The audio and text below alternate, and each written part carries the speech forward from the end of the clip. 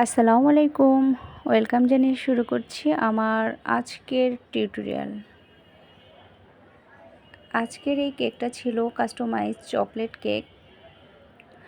এই কেকটা যে আপুটা অর্ডার করেছিল সে আপুটা কাস্টমাইজ করে নিয়েছিল এই কেকটা। এর আগেও আপু আমার কাছ থেকে কেক নিয়েছিল, তো আপু আমার বানানো কেকটা ভীষণ পছন্দ করে। আপুর বেবির বার্থডে ছিল, আমাকে বলেছিল যে আপু আমাকে এমন এমন একটা কেক বানিয়ে দিয়েন। এরকম একটা কেক আমার পেজে ছিল, তো আমার পেজ থেকে নিয়েই আপু কেকটাকে আবার আলাদাভাবে একটু কাস্টমাইজ করে নিয়েছিল। অনেক ক্লায়েন্ট আপু আছে বলে যে কেকের পাউন্ডের দাম এত হলে আবার আলাদা চার্জ কিসের। আমরা যদি কেকের পাউন্ড রাখি সেটা তো কেকের পাউন্ড হিসেবে রাখি।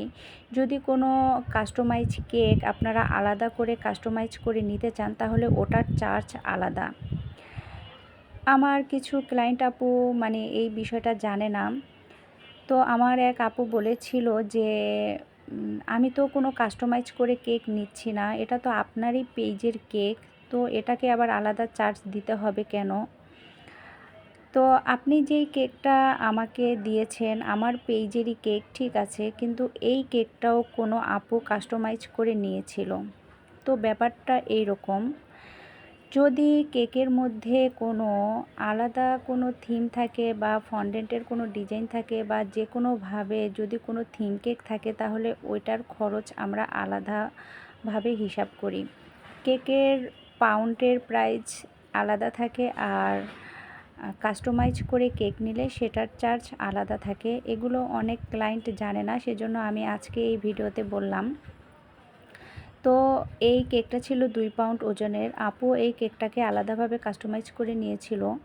আমি কাস্টমাইজ করে নিলে সেই কেকটার প্রাইসটা আলাদা রাখি। এটা শুধু আমি রাখি না, এরকম আরও হোম বেকার আপু যারা আছে তারা অনেকেই রাখে এরকমভাবে।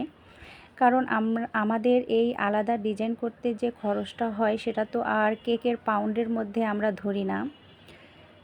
তো আমার এই কেকের ডিজাইনটা আপনাদের কাছে কেমন লেগেছে সেটা অবশ্যই আমাকে কমেন্টে জানাবেন। আর আপনারা যদি কোনো থিম কেক কাস্টমাইজ করে নিতে চান অবশ্যই আমাকে 4-5 দিন আগে অর্ডার কনফার্ম করতে হবে।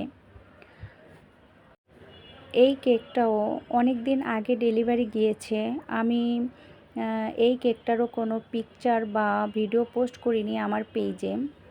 এরকম অনেক কেক আছে যেগুলো সময় মতো আমি পোস্ট করতে পারি না। যখন একটু ফ্রি থাকি তখন ভিডিওগুলো এডিট করে ভয়েস দিয়ে আমি পোস্ট করার চেষ্টা করি। তো অনেক ক্লায়েন্ট আপু ভীষণভাবে রিকোয়েস্ট করে পোস্ট করার জন্য। তো যারা রিকোয়েস্ট করে তাদেরটা আমি একটু তাড়াতাড়ি পোস্ট করি। এই হলো আমার কেকের কাজ শেষ। কেমন হয়েছে কেকটা অবশ্যই আমাকে কমেন্টে জানাবেন।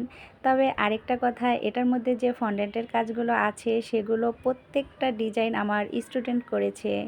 ধন্যবাদ, সবাই ভালো থাকবেন, সুস্থ থাকবেন আর আমার জন্য বেশি বেশি দোয়া করবেন। আল্লাহ হাফেজ।